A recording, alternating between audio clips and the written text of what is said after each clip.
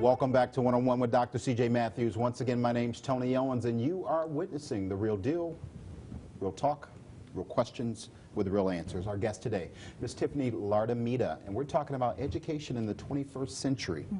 Tiffany, with the current education system, how are they preparing our children for jobs that don't exist anymore?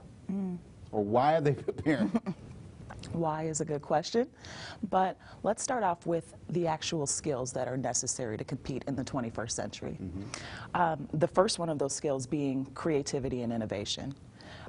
But of course, because our education systems were built for an industrial age, it wasn't about being creative. It was about you doing a certain job, okay? But now in order to compete, human resources is all about brain resources, and companies can't afford not to invest in the people that work in their companies. Another one is the facility to use ideas and abstractions.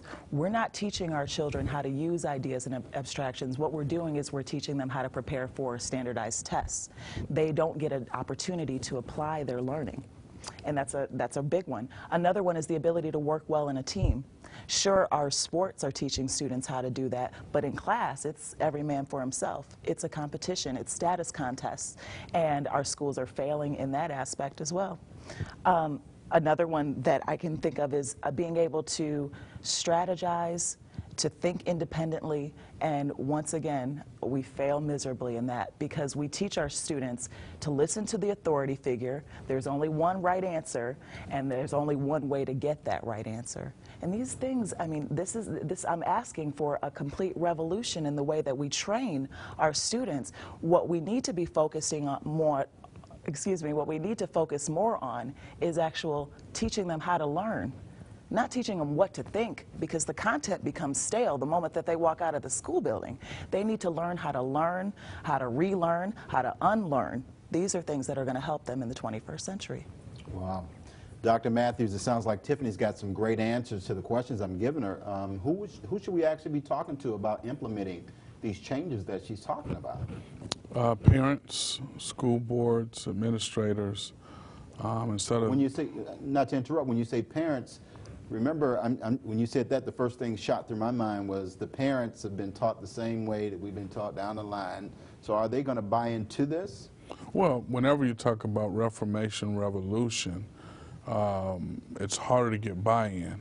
But I believe we're at a critical point now where people really are tired of the fact that our children aren't learning, and we're spending the kind of dollars we're spending, and we're investing the kind of money we're investing, and they're constantly coming back to us for either more money for levies, and or they're cutting millions of dollars and hundreds of teachers, which may implode class. I believe we're at a point now where you have enough people who will be tired and fed up. You may have some new audiences, especially if we're going to respond to the current job crises that exists, because we see the crises as unemployment and underemployment, when the real crisis is the jobs that are available, nobody being able to connect skills to those jobs. I talk to many employers who are going outside of this region looking for employers because they've interviewed. We can cry racism, we can cry anything we want to cry. They would love to be able to hire people from this region, but you got to have the skill set, because today a company cannot afford to hire a person who fails. You know, as a parent, and we're all parents, as a parent, I don't want my child falling between the cracks. I don't want anybody's child falling between the cracks. And in our political government, and I'm not going to get too heavy into it, but they're so focused on other things except for the right thing. You know, like you said, we've got jobs being outsourced to other countries, and our children are here learning nothing. If you ask me, nothing. And if the parents that are watching today's show, I think, should be just as teed off as I am right now, just by having this conversation and seeing what's right in front of us, what's not happening in our community today, and them sitting at home and not saying anything about it. Because one thing I've learned, I don't care who you put in office, there's still a big voice, and the voice is the people. The voice of the people. So Tiffany, what should we be telling those parents? What should the conversation be with the parents? Parents, first of all, you need to educate yourself. You need to know what's going on in the current market. We can't rely on what we read in our textbooks, if they even remember what they read in their textbooks back then. You have to be able to use your own critical thinking skills and really look at it. I also think we all need to start being real about the problem. And that's one of the things that we don't do. We don't question. We don't question, we don't criticize. What we do instead is we accept, we conform. We think, well, hey, the schools are in charge of educating our children. They must know something. I mean, they've been to school for years and years. They obviously know something. And I say the parents need to take the responsibility back, take the accountability back, and say, you know what? I can educate my child, and here are the resources that I'm going to use to do it. You know, one of the things that you spoke to me about is the parents having some type of revolution. Is that the revolution that you were speaking about? Just asking questions.